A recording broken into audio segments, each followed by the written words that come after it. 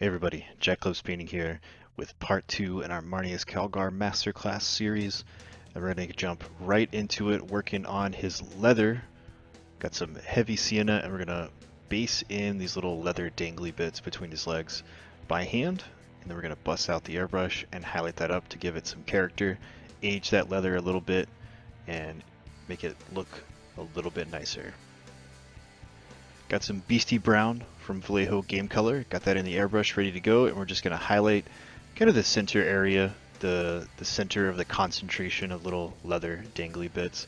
Pop those out a little bit, and then give them one more highlight just to age it up a little bit. You always want your leather to have some character, unless it's like supposed to be brand spanking new, but Marneus has been around for a while, so I want to age this leather a little bit by bringing in some lighter tans. And of course, once we put a shade on the model, all that detail will pop out and it'll look a little nicer. Got some handle wood from Secret Weapon Miniatures, and we're going to do our brightest spot highlight right in the center of the collection of those little leather strips, just to pop it out a little bit. And I'm going to hit it one more time just to make sure that that color concentration is built up enough to really pop out. And then I'm going to hit it in the back. Even though you're not going to really see that on the tabletop, I do want this guy to be the type of miniature where you can pick it up and really look at all the details. And so if somebody's going to pick this model up, I want to make sure that the back of those little leather strips has kind of a highlight on there, just so it looks nice. Alright, we're going to start off by basing in our metallics. I've got some Decayed metal from scale 75. This is a really, really dark brown metal, kind of a bronze. You could call it a really dark bronze.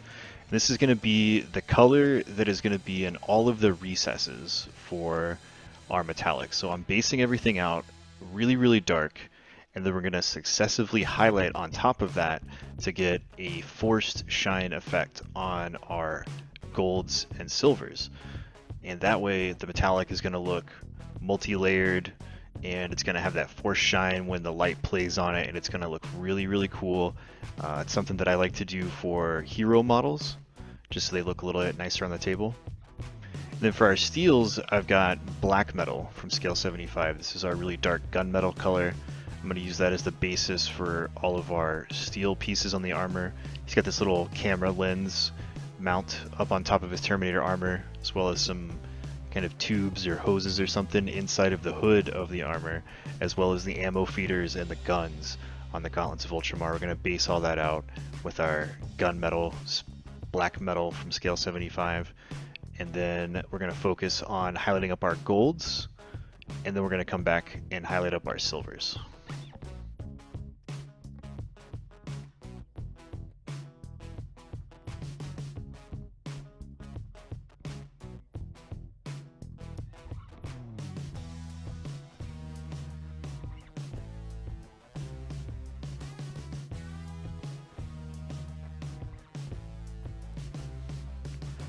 Okay, so we got everything ready to go, and we're going to start off with some Necro gold. And this is normally what I base golds in, but I want this to be a really awesome looking force shine metallic with multiple layers, so I started off with Decayed metal.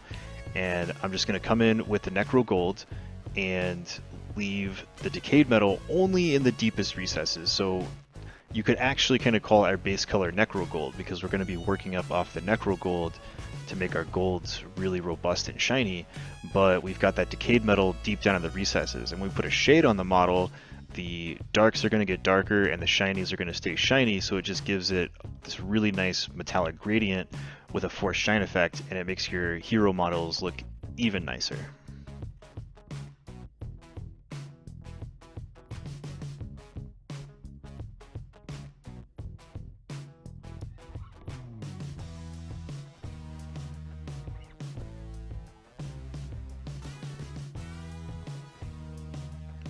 Alright, so we got our Necro gold all over our gold pieces, and now we're going to come in with Dwarven gold. And Dwarven gold is going to be our first highlight gold. It's kind of a base color yellow gold, sort of like what everybody thinks of as a gold color, because it has that little bit of a yellow tint to it, but it's not as shiny as like a polished metal. And so again, I've just got this really thinned out so that once it dries, it kind of fades into our other colors. and I'm going to leave a little bit of the Decayed metal showing and a little bit of the Necro gold showing, so that as it goes from the shadow out to where the light is touching on like the tip of something like these little feathers, we're going from really dark to really shiny, and we're building up that forced shine effect.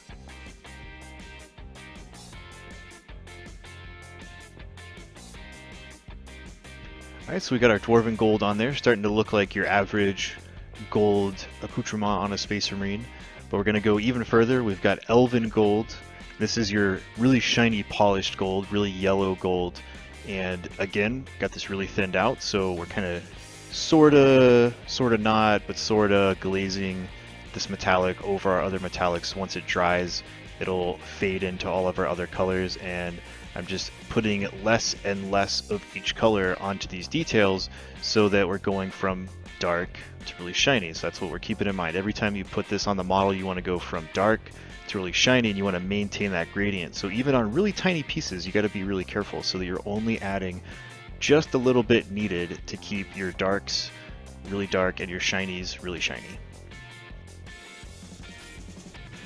Okay, so we got all that Elven gold on there, starting to look even better now.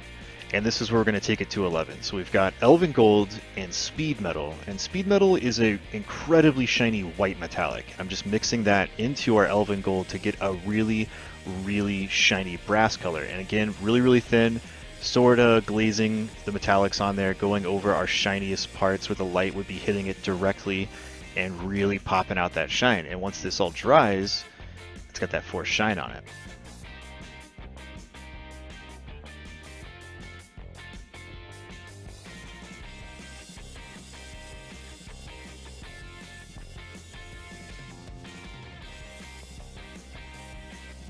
Alright, so there he is. Got all of our golds highlighted up. Kind of see as it plays in the light. And now we're going to work on our steels. I've got some Thrash metal from scale 75, and again, this is kind of your basic steel color, not too shiny, not too dark, but we're going to be layering that over our black metal in the same way we were layering over our gold. So I'm leaving some of the details, darkest details with the black metal showing through, and just highlighting up our big flat surfaces and our hard angles with the Thrash metal to get a forced shine effect again.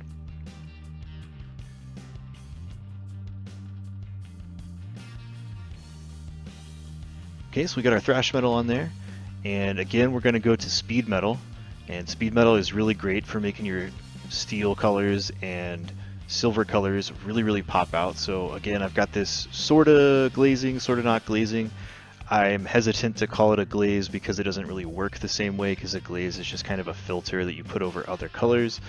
But what we're doing here is just layering up these metallics, and because they're so thin, once we layer it on there and it dries, it fades into other colors. So I'm going to call it like a metallic glaze. That's the only thing I can think of to call it. And it works pretty good for layering up your metallics. And you don't always have to do this. This is a lot of work for just some metallics on a model, so this is why I only do it for really important heroes like this guy.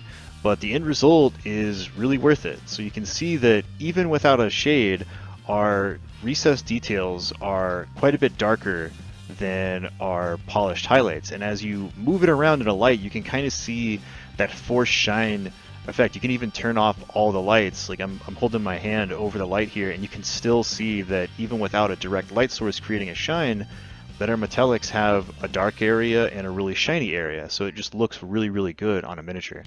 And when we put a shade on there, it's going to pop all those details out and make the gradients even more defined, which really takes your metals over the top. And if you want to have a lot of metals on a model like your Space Marines that have a lot of gold and steel on top of their colors, it just looks awesome.